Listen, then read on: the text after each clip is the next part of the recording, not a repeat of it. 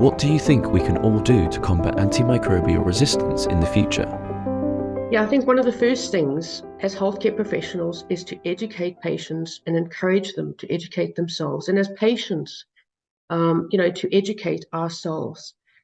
We don't need to be scientists, but we can take the time to ask our doctor questions about the risk of resistant infections and how to prevent them. And as I said, doctors to explain the risks of AMR when they are prescribing antibiotics.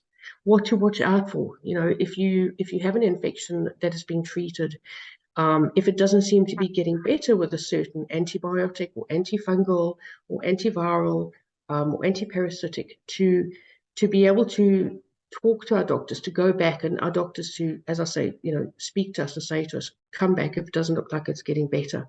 Because often that communication is lacking. And also not just at the doctor's desk, but also between pharmacists and patients. Um, I think doctors could not only have those conversations with patients, but also use their own websites, use social media to disseminate information about this important topic, because they are the most trusted point of contact for most patients. I could have a conversation with my doctor and ask him questions like, wow, okay, now I can actually see which type of antibiotic I'm susceptible to, which type of antibiotic I'm resistant to, and please explain what MRSA is and what is the way forward. Infection control, I think, is also very undervalued.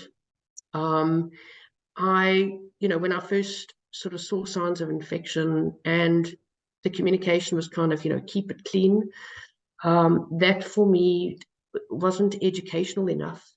Moving towards the end of my infection, when I started to understand infection control better, I would really go out, and buy things like sterile ampules of water, sterile cotton balls, and sterilize everything, sterilize my hands every few minutes.